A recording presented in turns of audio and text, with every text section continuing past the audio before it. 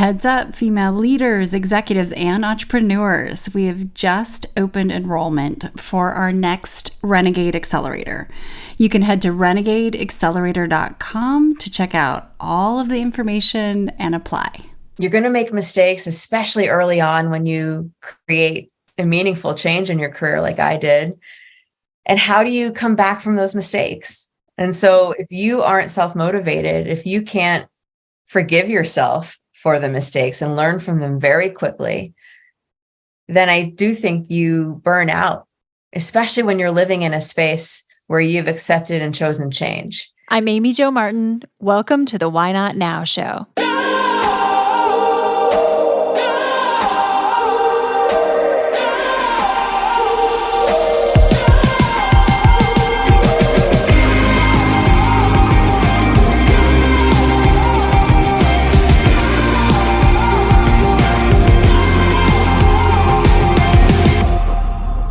You know that thing you've been thinking about doing? Yeah, that one. Why not now? Have you ever actually taken the time to ask yourself, what's stopping me? Let's talk it through. This is your chance to give that idea the attention it deserves and take action. Each episode, I have a chat with a fascinating person, from entrepreneurs to athletes, celebrities, my parents, rocket scientists, and all walks of life. We talk through a critical time when they've asked themselves, why not now? We dissect that day or even that moment, step by step.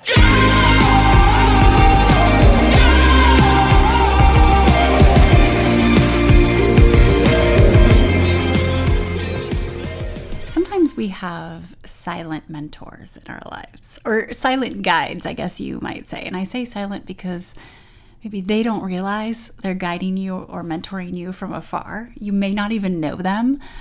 Well, today we have Melanie Strong, and Mel to me is someone, although she's been on my radar now for maybe a year or two, I have so much respect for how she navigates life and business, and you're in for a treat today. So Mel spent 17 years at Nike. She was an executive when she left. She went from running the international business across running to women's to soccer, football, and training, and then Nike Digital, all the way Nike Women. She had quite the corporate, incredible career going, and she decided to completely reinvent. She co-founded Next Ventures in 2019 with Lance Armstrong. Now, Next Ventures is a venture capital firm, and Mel had zero experience in venture capital in terms of being a fund manager, but she knew what she did have that she could add to the current template, the current kind of process and philosophy, and had a hunch that she could do things a little differently. And so in this conversation, you hear what that was. She realized what she knew and what she didn't know and went from there. And I have so much respect for that, because the impact that she could make in the seat that she sits now is quite possibly even more impactful with a ripple effect than even being an executive at Nike. In this wide-ranging conversation, we cover business navigation, we cover health, we cover what it's like for her to work with founders, what she looks for in founders, and what she hopes they look for in their investment community. I loved this combo. Mel is as real as it gets. She has so much to offer in terms of value, and she's more humble than you can even imagine. But she was even willing to talk about an accident that she had a couple of years ago, actually a year ago, on her own bicycle. And that has driven her to be even more passionate about healthcare, about reinventing healthcare. And she is speaking in Washington, D.C. soon about women's performance and some of the infrastructure and systems and underlying just governance that we need to be thinking about that impacts our entire country as it relates to women's performance and what we know and what we can do to shift not just shift, but totally reinvent some of the ways that we do things. So, kind of a big deal here we have today. Without further ado, here's Mel Strong.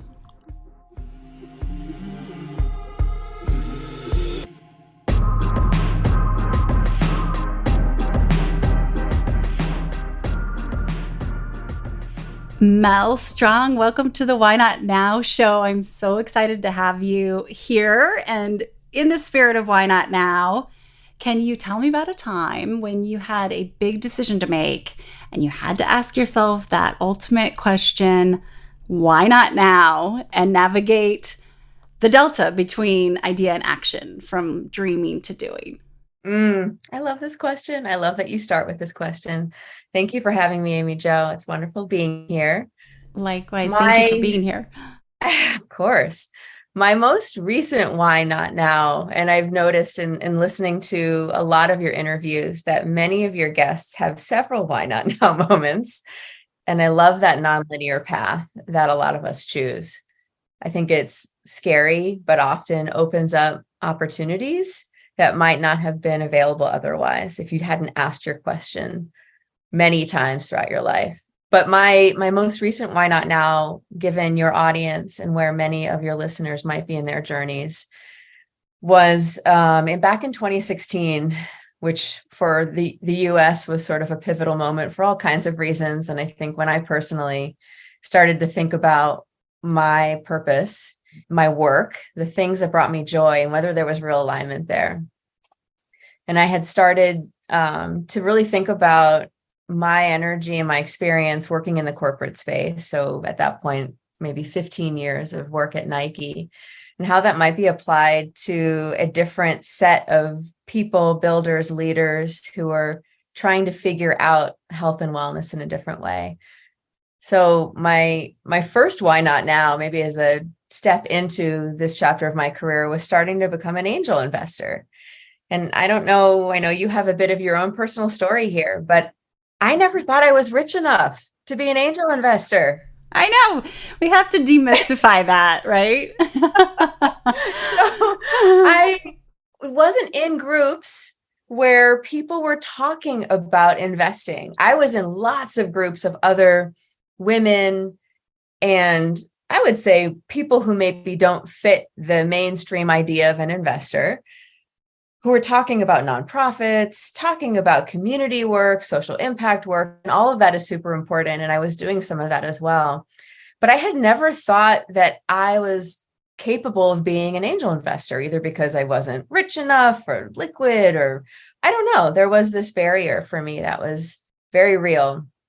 And so in 2016, I wrote my first angel investment check and started to think about this space as a place where I could perhaps spend the next chapter of my career. Like, would my experience at Nike, would my experience as a first grade teacher, would my experience as a journalist be relevant in the early stage startup space? And I was really fortunate, and I guess calculated, in the first few investments that I made. And they were small, but they were meaningfully into companies and in founders who I thought I could learn from. Mm-hmm. Over the course of several years of doing that work, which I took very seriously, I started to feel my energy really wanting to go there more often. This idea that, maybe I could be helpful for companies that were building something and needed help with building a go-to-market strategy or team to execute that vision and strategy, a brand that consumers might resonate with emotionally.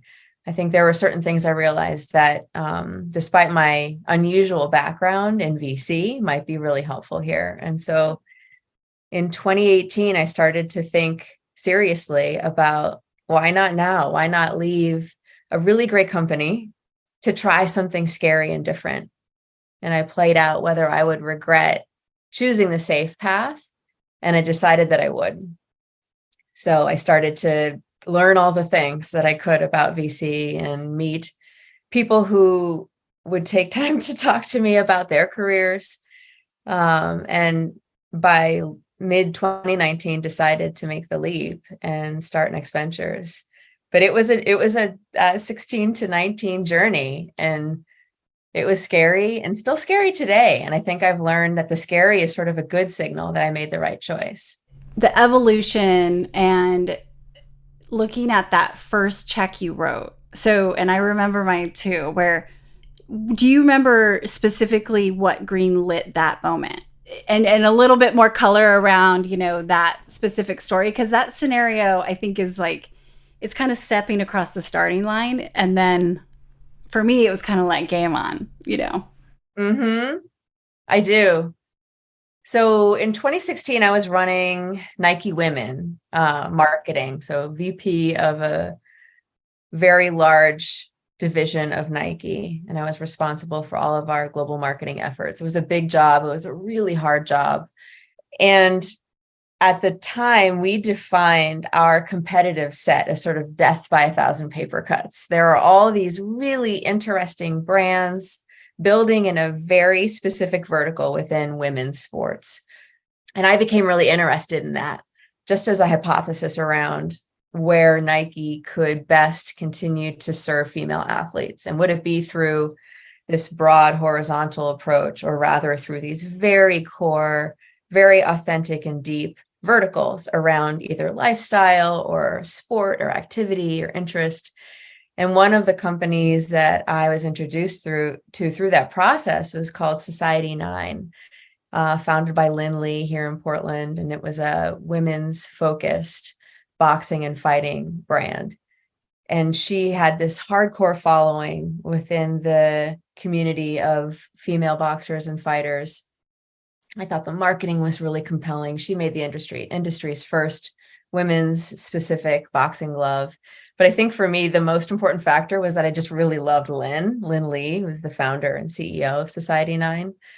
Her journey as a Vietnamese founder, as a female identifying founder in Portland, which is a very unique market to build in, just really resonated with me. And she also was really honest with me. And I think that those first few checks into founders like Lynn has set my mindset around the type of founder that I really enjoy working with. And they're often the ones who challenge their investors. And I think just by pure luck, or maybe some openness to it, maybe both, I was surrounded by founders early in my investing career who asked me a lot of questions about why are you doing this? Why do you think this way? Here's what I expect from my investors and my board and my cap table. And I think that I got surrounded early enough by founders who just really helped me understand what kind of investor I wanted to be. But it really, at the end of the day, was about both understanding a bit of the business model, but more importantly, knowing that this is a founder that I could learn from. By the way, when you are investing other people's money, there's a whole different game involved and responsibility involved in that. But when it was my money and my angel investing strategy, I wanted it to be oriented really around the types of founders that I know I could learn from to help me be the best investor I could be. Amazing. I don't know that I've ever heard that.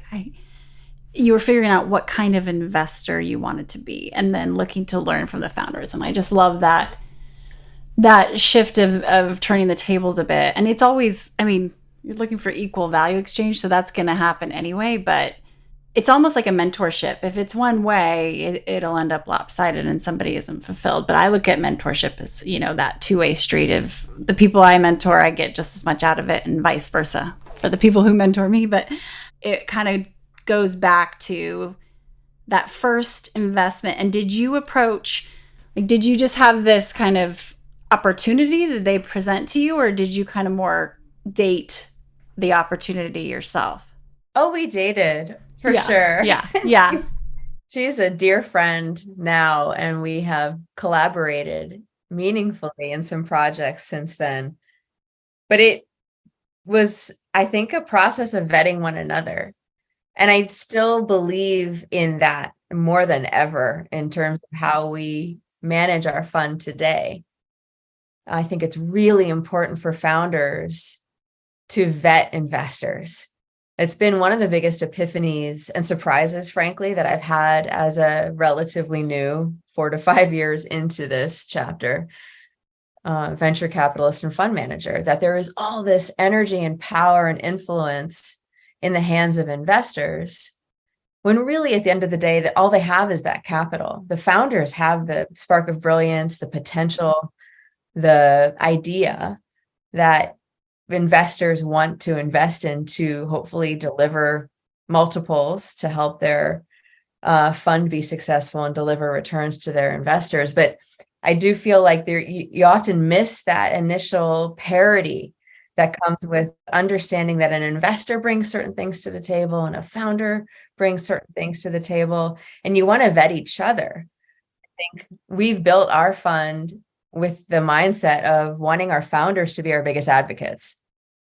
And so we're really open book about making sure companies that we're exploring investment opportunities with feel comfortable reaching out to our existing founders and investor and companies and asking, like, how do they operate? Like, do they really do anything that's unique and different from the other funds out there? And when you're a new fund like we are, you have to build that differentiation through that work. And so even those early checks in 2016, I think, helped me understand the mindset we execute at Next Ventures today, which is really about the parity of the relationship between us and our founders, and that we both need to love each other before we say yes. I love that. So for everyone listening, what didn't happen is a deck rolled through your email one day and you said, oh yeah, this looks like a unicorn to me. And then you went and met the founder. No, it was very much the reverse. And I kind of think of it, again, almost like mentorship, when people say, how do you find a good mentor? How do you find a good investor or VC or raising money? Usually, hopefully, there's some background in that relationship and rapport, because it's like dating. And so that's really cool, I think, for everybody to hear. You never know who would be willing to let you in on something that they may not have considered if that's not your background, but it could be a great match. And so many questions once again and I want to get back to Nike, because I think there's a lot of probably some threading we could pull through, where I know a lot of women in corporate who have what you were doing there, it's lonely at the top, right? I'm sure in that matrix with that brand, I can't even imagine. And I did watch Air last night just to get my head in the game. And but we'll go to that in a minute. So a lot of women who I always say, so-and-so at C-level or senior VP or whatever, you have so much experience and value in what you've navigated. Private investments, this ecosystem may be completely foreign to you, but you actually have so much value to offer and probably doing pretty well financially. And they're looking to make a shift or maybe even start investing. And what would you say is the number one thing that you brought with you from your experience at the biggest brand in the world, Nike, into this world? It's all about the people. And I think a lot of investors say that without having had the experience of building and leading teams. I do get a lot of hope out of this generation of founders who have had successful exits and some who have not, coming back to this side of the ecosystem as investors. Because when you have built something, when you have led a team, when you have had to lay off people during a market downturn, you learn things about yourself, you learn things about individuals and how you want to show up as a leader. And whether you're investing as a solo GP or leading a team, as we are at Next Ventures, it's still really important to think about yourself as a leader.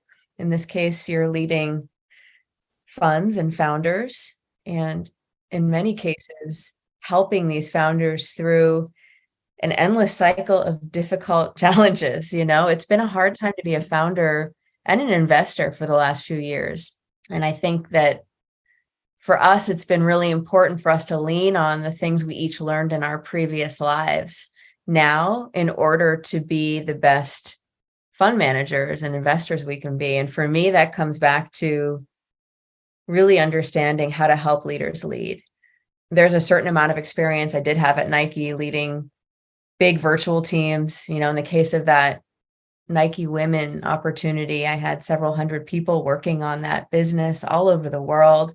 There are cultural differences that an international global leader has to consider when you're building a vision for your work, and expect it to be brought to life by a team sitting in Brazil, China, New York, Tokyo. There are so many different ways in which you have to think about how you lead, how you build a plan in a way that's executable, but can also feel ownable by each of those teams. So there's one of the things I learned at Nike in the Matrix, and that is what we called it there, because there are so many layers of reporting, was this ability to both think about the consistency that connects a project happening in a city far away from Beaverton, where Nike is based, that still feels tied to the brand, but allowing those teams to also feel like they had autonomy to bring the cultural relevance to that program that made it feel authentic to the community where they were marketing it. So I think a lot about that ability to be both very core and very vertical, but also scale something that feels connected back to the brand. And I do think it comes down to your ability to articulate a vision, bring people along for that vision, which comes through a connection that's based on trust and respect. And then be there for those team members during the hard times.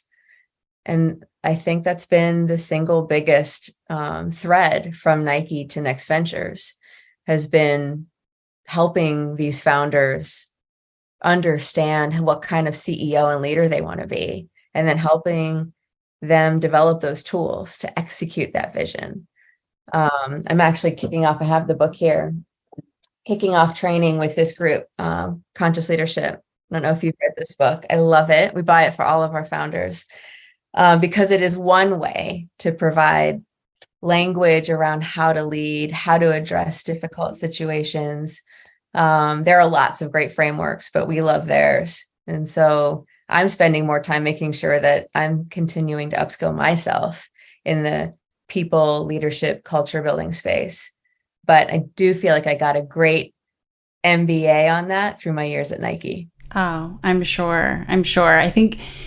I'm pretty sure the IP and genesis of conscious leadership comes from Dr. Gay Hendricks and Katie Hendricks, who then built out. So yep. I know Dr. Gay, and I had the chance to work with him a little bit one-on-one. And then also he's been on the podcast, and he's my mentor's mentor. So I feel like I trickle, but it is the, I want to get that book back out. I have not, but I think I was wondering about your philosophy on leadership today, even post-COVID, but also in a completely different seat. Because I think about what you said. If you had hundreds of people working on your team, you were an operator as much as you were in marketing, but you were an operator, right? And so as a 3-time entrepreneur, and having been on that investment side too, and or even seeing PE deals or friends who are, let's say, a COO. I had this conversation yesterday with a friend. She's in board meetings and she's the COO of a company's fast growth stage. And the people who represent the private equity company on the board, they're investment banking. They've never operated a company, and they're 8 to 10 years younger than her. And so she just said those dynamics are fascinating.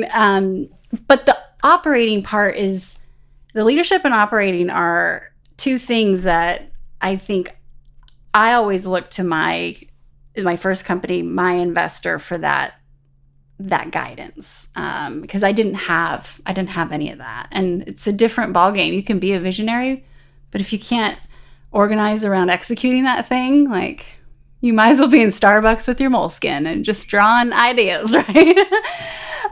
So that's really interesting. I was thinking about, I don't know if these are still the core values at Nike or whatever, but of course, our businesses change, and assume nothing, and perfect results count, not a perfect process, break the rules, fight the law. And I'm like, you can't get more renegade, right? But that, to me, I was like, that's a startup. That's a, your portfolio companies could probably resonate with all of those. It's a very different mentality than. Oh, yeah. I joined Nike in 2002, and I had no business, even applying for a job at Nike. They were, even for entry-level roles in marketing at the time, looking for 8 to 10 years of experience and an MBA. I am very proud of my journalism degree. I had zero experience in corporate. I worked at Runner's World magazine. I was an investigative reporter in DC, and then I worked in the Philadelphia public school system as a first grade teacher. Hardest job I've ever had. And at the time, I did not understand how all those things could add up to something. Now I do. I spent many years never talking about the first chapter of my life and career because I was so convinced it was the wrong story, that it didn't tell the story people wanted to hear from a Nike executive. And what changed that? I just started to have more confidence in my differences, and I think about how I look at founder journeys now through that same lens of perhaps the founder who has not had the same type of pedigree and a lot of advantages associated with their journey might in fact be a better founder to scale a business because of their ability to overcome some of the lack of access associated with their journey, their personal journey. And so I can't practice that as an investor without practicing it as a person. And so I've just gotten to be really comfortable with my story being the right story for me. I think about the ways in which teaching helped me understand a classroom, understanding how different people learn. So I think I learned a lot in that chapter that I've applied to this chapter today. But back to your question about the nature of Nike's culture informing a founder-led mindset. Absolutely. I worked for Phil for a period of time. I'm very fortunate that I came to Beaverton early enough to still work at Nike when Phil was CEO. He's always been and still is, from what I understand, very involved and very present. He has an office. He has a table in the cafeteria on Nike campus. That is Phil Knight's table. Chances are pretty regularly you can walk past and see Phil sitting there, which is pretty awesome. Mm-hmm. But his mindset around leading from the front, which was inspired by an athlete, Steve Prefontaine, who didn't always win races, but always led from the front. And that mindset of not drafting, but leading, even at the expense of winning the race, was a really interesting one to get my head around at Nike. We didn't spend a lot of time doing competitive analyses of what Adidas or Reebok or Lulu or Under Armour was doing, because why? Would we then build a strategy that was in response to what they were doing? Or were we just going to have confidence in our strategy and lead? Right. With a view to what they're doing, but not evaluating our priorities based on what our competitors were doing. And I always loved that. And I think about that now relative to how a lot of founders spend time evaluating their competitive set. And I think there's a part of that that's important to understand the market, to understand the landscape, to understand what other investors or consumers are seeing in your space. But then have confidence to build your thing, execute it, listen to your consumer and understand when they want something different from you. But not to build a business plan that's centered around how can I be different from X. And I think that has been a central fact in my life for as long as I can remember. I have to spend too much time comparing myself to the people with MBAs and 8 to 10 years of experience. That's just an unhealthy place to be. Just live and love the decisions I've made, even the mistakes, because they've helped set me on the path to where I am today. Well, and it's offense versus defense, right? You're acting, not reacting to the competitive set or to what else someone outside of you that you have no control over is doing, or some company. I don't know if we've ever connected these dots before, but I just have to tell you really quick. So, oh gosh, it would have been 2010-ish, I guess. Nike Women reached out, and it was like the highlight of my year. And I got to connect and do some work, as I guess you would call it before they were influencers and influencers. But one of the things I did, they asked me to write a piece, they meaning your team, like probably 10 to 20 people below you, like on your team. Anyway, but I was thinking about this question, and I think one of the questions was, where do you find inspiration, and how and who or whatever. And that day I was living in Phoenix, Arizona, and I was hiking Piestewa Peak. It used to be Squaw Peak. They renamed. And I loved this hike so much. And I kept thinking and I got really good and I got better and faster at it. And it was just my thing. And I was thinking, where do I find it? And I just kind of realized, and I thought about this yesterday, you have to learn to inspire yourself. You have to learn how to push your own buttons, right? Because there was no one around me on that darn mountain that's going to be like, keep going, Aim. It's like, no, you have to push your own buttons and trick yourself and whatever it takes, but everybody else is busy. Find it yourself. And it was kind of this on switch of, you absolutely, have to have these triggers and mechanisms for what it's going to take. And so I ended up going to the Women's World Cup final with Nike in Japan on the totally last minute. And so our lives have probably crossed paths more than we realized. There is something about both our journeys, and I'm curious if you see this in your work with your bigger renegade population and community, this connection to, if not sports per se, an athletic mindset. Maybe you did play sports as a young woman, high school, collegiate level. Maybe you picked it back up as a business person in your 20s. And there's this thread of understanding your own strength and having confidence in it that often, I think, for me, comes through feeling strong in my body. It's very tangible and very tactical. This idea that I have this ability through my body to do this sport, and there's a mental and psychological fortitude associated with that, and that can transcend to other aspects of my life. I know there's more work done on the athlete mindset as it relates to CEOs, entrepreneurs, and leaders, and I love that thread. I love seeing former athletes in a corporate setting, and you can tell. I think now I've gotten to the point where I can see someone and I can say, I bet she played sports, a team sport. 100%. And it's for so many reasons. Also, they're coachable. They want feedback. It's feedback loop so they can get better. That's something they crave, right? And then I've talked to Julie Foudy about this a lot. This was years ago, of how athletes make such great business people, but the team side, but you're playing to win. You're not playing to not lose. You're playing to win.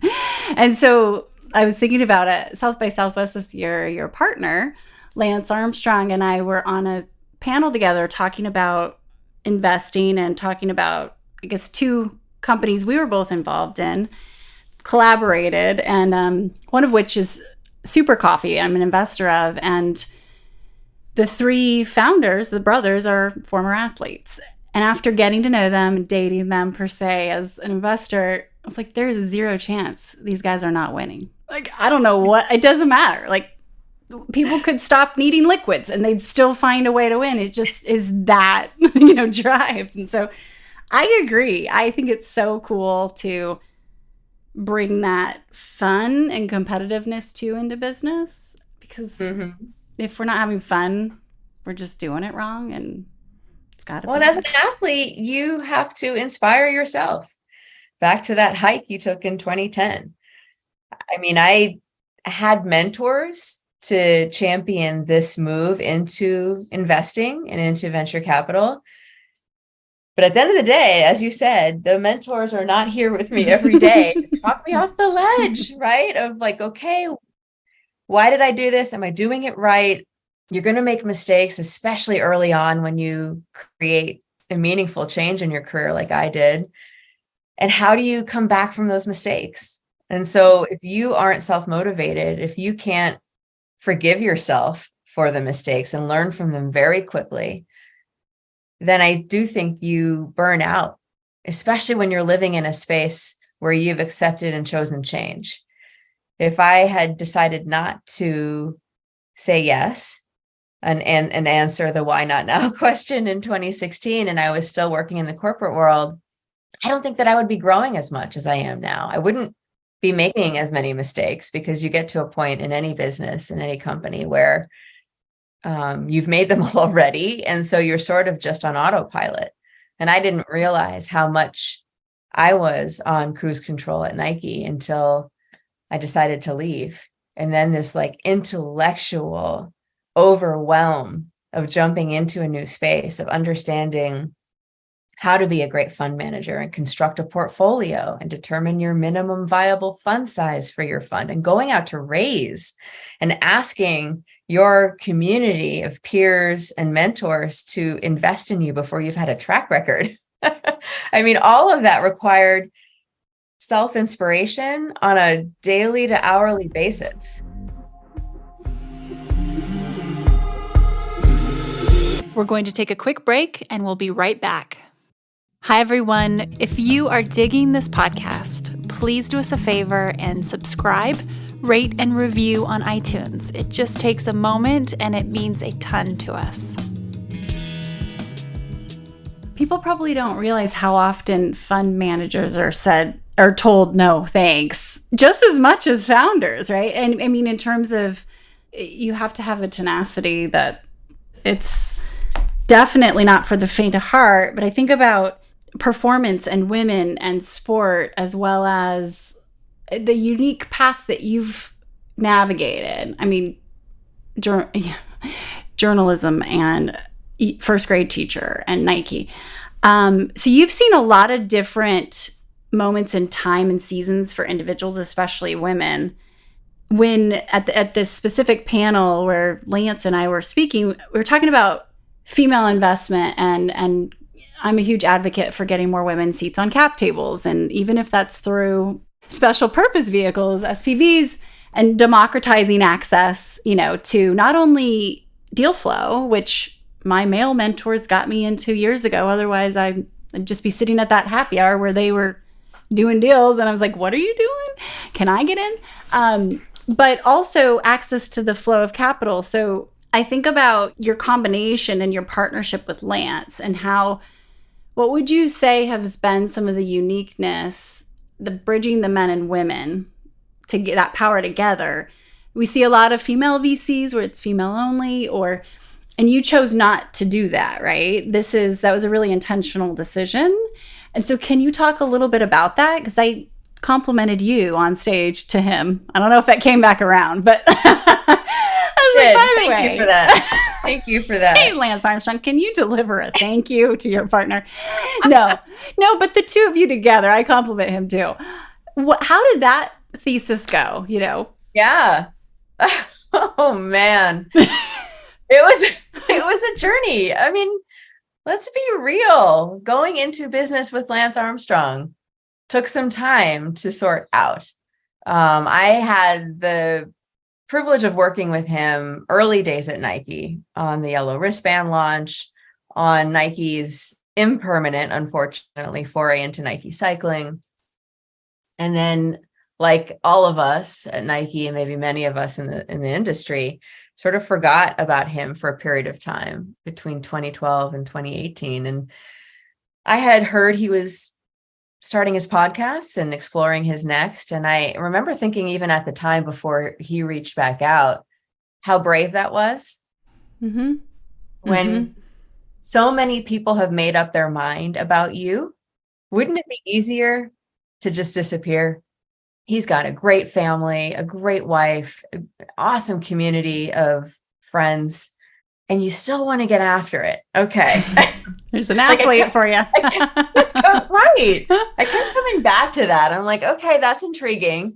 And what are the pros and cons? And at the end of the day, there were so many pros in terms of a partnership with him, his community. Many of his close friends are LPs in our fund, and they're incredible people who have started multiple funds, led very successful and respected companies, founded some of the best companies in the health and wellness space. There was a point in time, and it took us a good year of like, okay, let's figure out what this would look like. What risks are associated with this decision for the both of us? And do we feel like we could build something special? And at the end of the day, there were too many yeses, too many reasons why to say yes, and not enough reasons to say no. So it's been awesome. We brought on Julian Eisen, our third partner, in 2020. He really rounds out Lance and I in terms of his investing experience. Julian also built his own company. And we think it's really important, back to your comment earlier around the operator/investor model.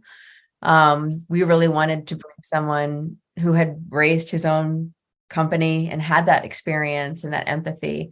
I think that goes a long way, more than ever with founders now. And Julian also has like this really incredible brain related to strategy in healthcare, health technology, AI in healthcare. He actually, I don't know if you saw his panel at South by Southwest, but he was part of a really interesting panel on how AI is going to impact healthcare practitioners, patients. Yeah, it's a pretty exciting space for us to consider as we think about investing in healthcare in the future. But I'm a big fan of bringing lots of different values aligned people to the table. And I think, like you, I often get invited to spaces that are either female only or female and non-gender binary only. And I think that those are important spaces too. But for me at this point in my career, well, yeah, one, I know enough about myself to know a solo GP path is not for me. I love team. I love people. I want people to call me out on my BS on a regular basis. And that's harder to do and invite when you're operating on your own. But I also know that in order to, hit the ground running, so to speak, I needed to invite other people into this process. And I have so many great men in my life that I've invited into this process with me personally and professionally. So it's been a really good match. We do a lot of work on ourselves as a team. So the right way we got introduced to conscious leadership was through our own coaching. So knowing this virtual life we've been operating in, and the difficulties of being the best fund manager we can be in this environment. Because remember, we raised during 2020, during the dark heart of COVID, closed in December, and have really, I think, only operated in a place of constantly helping founders deal with crises. And I think that's great. I wouldn't have actually chosen to launch Next Ventures any other way, because I think it's helped us get kind of hardy to this idea of, okay, let's get ready for the next. And instead of being on our heels, we're going to be on our toes. How are we going to do that? We're going to get ahead of what we think is the next potential challenge to us being able to launch, grow, retain our talent. And so we started doing the work on ourselves as a team of 3 partners, in inviting a coach to come in and lead really vulnerable conversations around zones of genius, which is a great conscious leadership concept. Dr. Gay Hendricks. Yes, totally. Yeah. What is my genius? Let's be real. And are there any lack of alignment around where I perceive my zones of genius are versus how my teammates? Right. Wow. Yeah. Let's make friends with reality, as well as, my perception. I thought I was good at this thing, and I'm not actually. You don't think I'm good at and so we can't ask our founders to embrace this type of leadership if we aren't applying it to how we operate as a team. And so that's been super fun, just seeing my teammates embrace that process with us collectively. I think it's helped us be better. But I wouldn't have traded our path for anything, as challenged as it might appear to be, and maybe was and is. I think those challenges, again, back to what it takes to be a great founder in today's world. You have to face some challenges to be, I think, a really strong visionary leader. And so we apply the same thinking to how we run our fund. That's so cool to have that you're doing that work together. I mean, that's very rare, I think, too, I imagine. And so, there's so many things that I know we're getting limited on time here, but I'm like, okay, where do I want to go next? I've got 4 options. Okay, one real quick. So you are going to DC in, what is it, September, to talk about your point of view and what you're learning and seeing from your path about, what would you say, women's performance. And that is so cool that the invite is that this is a thing that's being discussed, but you get to represent us. Thank you. No big deal, right? And so what does that mean to you? Is that an indicator that something's shifting? I think so. If you think about where innovation is most needed, it's generally in these places that are old, meaning they've been around for a while, pervasive, meaning they impact various aspects of our lives, and are massive, meaning it's really hard to initiate change in those systems. And I think that's why venture capital exists, honestly, is to go into those places and innovate and think differently around how to solve the problems maybe those legacy entities couldn't fix. So I liken VC to like this leapfrog mindset of, instead of, again, going on this linear path of iterate, learn, test, and continue to grow in one direction, how can there be this like many multiplier effect of many offenses solving problems related to healthcare, education, climate change? And I can think of no bigger entity responsible for touching and decision making around those topics in the government. And so we have the opportunity through one of our portfolio companies, Momentous, to be able to go and interact with Congress on various issues that matter to them, where they want people building in this space to help them, again, like leapfrog their own knowledge to be able to make better and more informed decisions related to brain health. So a few months ago, the Momentous team brought a group of leaders in their community together to brief Congress on TBIs, brain health, longevity in the brain health space. Really cool opportunity just based on Momentous's relationship with the government to be able to bring together thought leaders in that space. I'll be part of the next group going in September to talk about women's health. And so we're bringing together another great group of leaders, scientists, doctors, practitioners, coaches, and people, many women building in this space of women's health, because there is a moment, I think, upon us where issues that used to be less part of the mainstream public discourse are now being discussed pretty openly, and these are hard things, gender identity in and of itself is a hard thing that as a society we're learning how to talk about and understand so we can embrace all the different ways people want to be seen and served in the world. There's a big knowledge gap around women in that space as part of that conversation. And so I think it's pretty cool to be able to have the opportunity to talk to policymakers about what we see happening in women's health as it relates to sports and as it relates to healthcare. It relates to the military and the professional domain. And are we designing experiences and passing legislation and investing in research that removes some of the very unique points of friction that I think female individuals face? And so that's the experience we're hoping to deliver to Congress the week of September 11th. It should be super fun. I'm excited about it.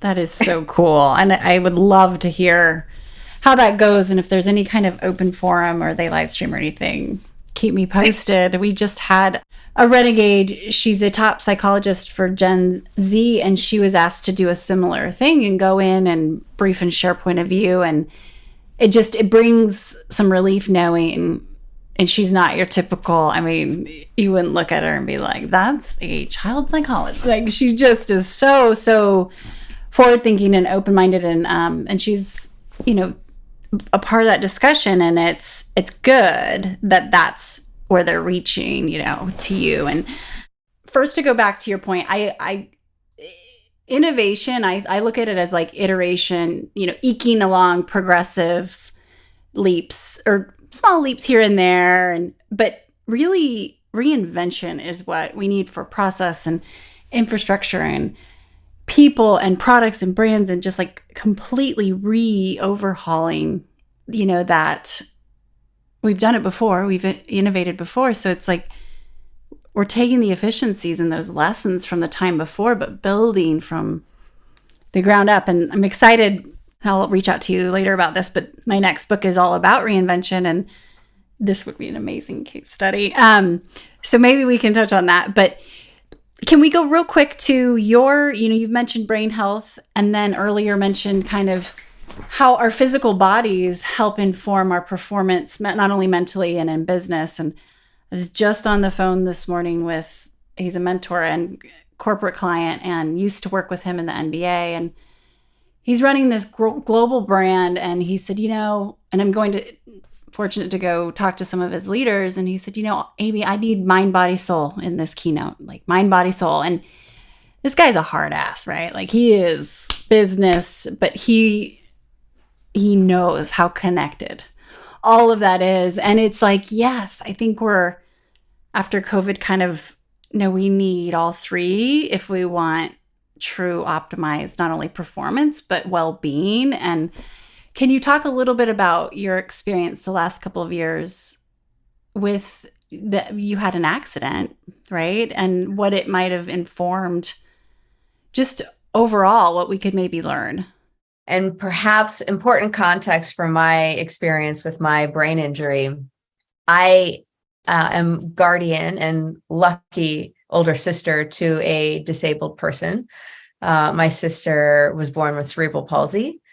And so she was born when I was 6 or 7. So I've spent most of my life with an amazing person who is more intellectually and I guess emotionally intellectual than a lot of what we would classify as non-disabled or able-bodied folks. So I feel like I've had this very unique relationship with our abilities through the lens of my sister and her lived experience. But I crashed my bike last January, as you know, and walked around and actually rode my bike some more for 3 more weeks before discovering I had a large subdural hematoma in my brain that had gotten so big, because it's like a bruise and it continued to grow in there, that it started to press on the parietal part of my brain and eventually shut off the left side of my body. So the parietal oversees, amongst many other things, proprioception. And so the best example of how that manifested is I would get in the car to drive. Yes, I was driving. And I would close the car door on my left leg because I literally forgot the left leg was there. It was such an odd experience. And because I'd gotten checked out by an EMT when I crashed my bike, I didn't actually associate any of these random things that were happening to a concussion or a brain injury. So I got really lucky. We were about to go to Wyoming to celebrate someone's 50th birthday. We were going to go snowboarding, and I'm a terrible snowboarder. So I would have absolutely spent some time on my face in the snow. And instead I was getting emergency brain surgery. Oh my gosh. And I removed the hematoma. I spent 3 days at Legacy Emmanuel here in Portland. And I have never taken my abilities for granted because of my sister's experience. And yet you can't go through an experience like that and not come out a bit different as a person. So I've spent a lot of time living with that injury and talking about it out loud, because TBIs are often called the hidden disability, the invisible disability. There are some challenges that people have that are very obvious when you interact with them. This is not one of them. And so understanding how to use my experience as a way to, well, one, remind people to always get a scan, always, please, when you hit your head. But 2, how to really spend more time understanding all the things we don't know about brain health, about navigating our healthcare system when you have a brain injury. Oregon's one of just 11 states in the US that does not have a state-funded navigator program. So I'm lucky. I have a family. I have healthcare, thank goodness. And I had, a husband who could use Google while I wasn't allowed to look at a phone or a screen to help understand what I could do to expedite recovery. But as modern as we are as a society from a healthcare perspective, they wheel you curbside 3 days after opening your skull up to remove a hematoma with nothing more than some recommendations on neurologists and when to come back and get your staples removed. I was like, wow, as much as we know about the brain, we don't know a lot. It's opened up a whole new horizon of personal interest for me in brain health, which is certainly a space that our fund is also very interested in. So it's been a really good way for me to take my own personal experience and apply it to where we think innovation needs to continue in the brain injury, brain health, just, mitigating neurodegenerative disorders, knowing that the prevalence of Alzheimer's, Parkinson's continue to grow. Like, how can we be using my own experience as just one analog to maybe interact with that space in a different way? So it's been a really cool journey, honestly. I would never wish this on anyone. It's been very humbling, but I appreciate you giving me an opportunity to talk about it. It's part of my personal mission is to make sure I don't pretend it didn't happen. That would be the worst thing I could do.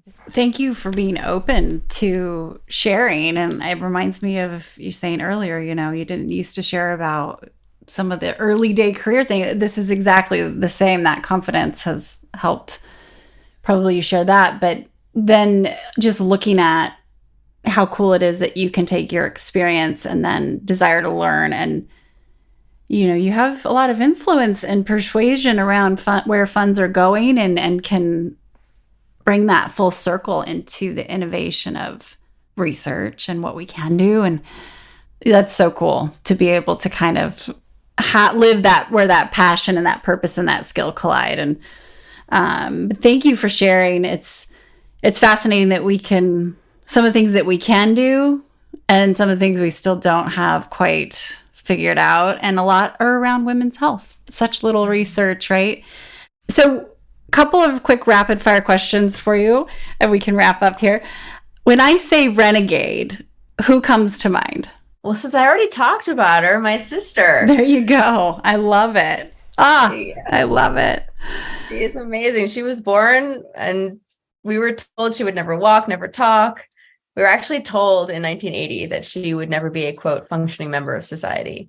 And she is 43, talking, walking, and the most influential person in my life. How incredible for you to go through that experience, the brain surgery, waking up even probably, and being able to kind of think about your entire journey with your sister and what, it's just like this story. We have to have you telling this story more and more and more and more. I love it. Hopefully you can make it in DC somehow when you're sharing. Oh, yeah. Good. Oh, yeah. I'll make that happen. And what keeps you up at night? Climate change. Fair. Honestly.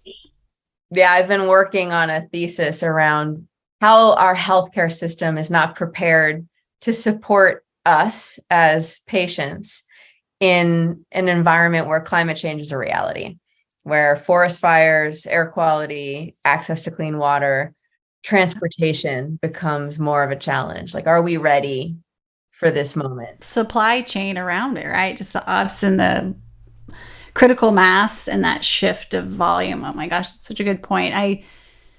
I'm on the board of an investor in a company called Circle AI, which is building AI around IVF and the fertility journey. And my next question for you, having learned so much about AI and machine learning, but really just the future of technology, you probably see some amazing things and get to sit in on a lot of pitches.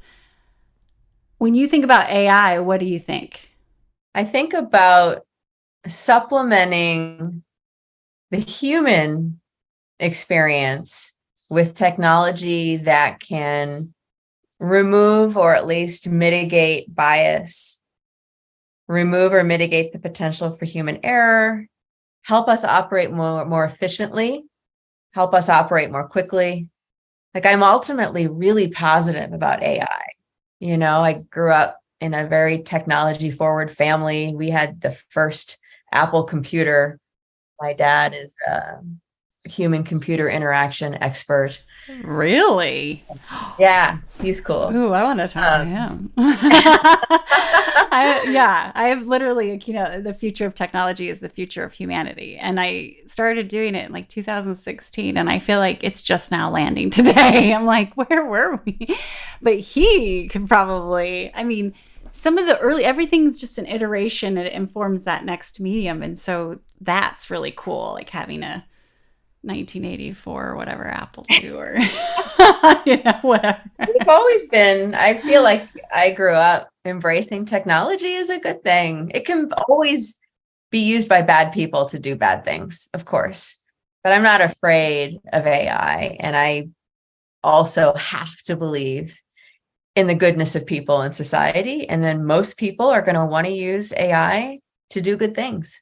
Yeah, agreed. And I think the narrative is one thing that, could be, the argument could be made that that's just being definitely used for controlling thoughts and manipulating a bit. But the true benefit, it's time. You can imagine just saving time. What's the value of more time that you can spend doing what you love with who you love? It's just, it's interesting kind of to look at where we are today. And then if you were to go back to yourself in, 2019, was it, where you had to notify Nike that you were going to call it a day for your, role there and evolve on. If you could go back to yourself before you had that first discussion, what would you say to Mel Strong in that moment? I think I would just say to have confidence in the choice, that you have built enough experiences in your life to trust your intuition in this moment. And that fear isn't bad. I go back to that moment and all the fear, maybe there's another word for it, but it just felt like raw fear. That moment of stepping into something new and very different. And as I said, I feel some amount of that fear almost every day. And I think it's quite humbling.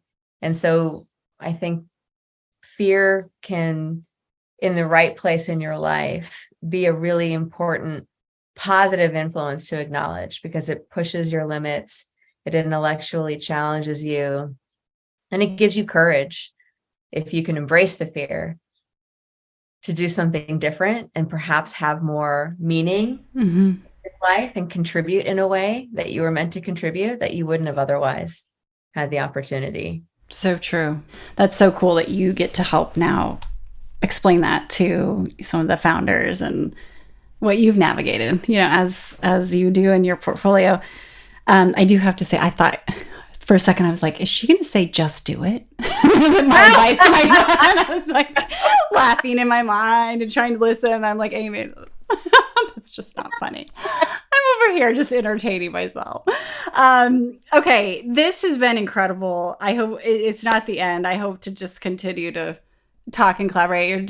You're doing incredible things to make a true impact. And I appreciate the hard work. Thanks for spending your time and wisdom with us. Yes. Thank you so much for having me. This is super fun.